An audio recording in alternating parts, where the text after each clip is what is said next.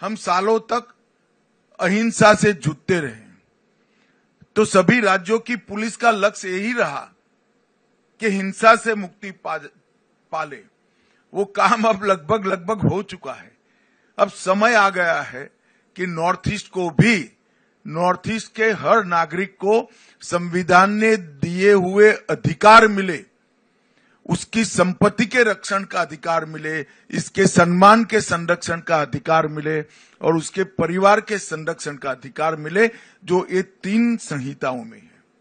अब समय आ गया है नॉर्थ ईस्ट के पूरी पुलिस का कल्चर बदलने का, इसकी दिशा बदलने का।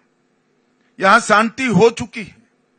अब हमारा ध्यान उग्रवादी जूथों के साथ मुठभेड़ की जगह नागरिकों को उनके अधिकार मिले, इसकी और पूरे सभी राज्यों के गृह मंत्रालय का ध्यान डाइवर्ट करना पड़ेगा।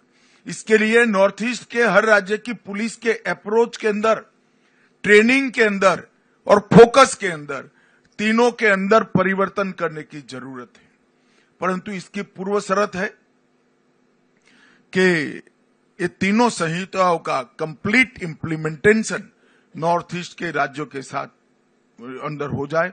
मेरे सभी राज्यपालों से विशेष आग्रह है कि आप स्वयं इसका मॉनिटर करिए, क्योंकि नागरिकों को एफआईआर करने से न्याय मिलता है, ये भाव नॉर्थ ईस्ट में खड़ा करना बहुत जरूरी है।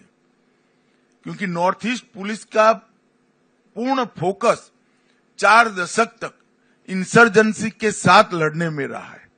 अब इंसर्जेंसी नहीं है, तब नागरिक के अधिकारों को हमने प्रस्थापित करना चाहिए। मैं फिर से रिपीट करना चाहूंगा, पुलिस की ट्रेनिंग, पुलिस का फोकस, ये दोनों हमें बदलना पड़ेगा।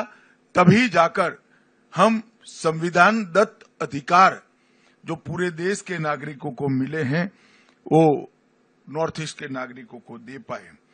पीएमडीआई अब तक 6600 करोड़ रुपए की योजनाएं हैं।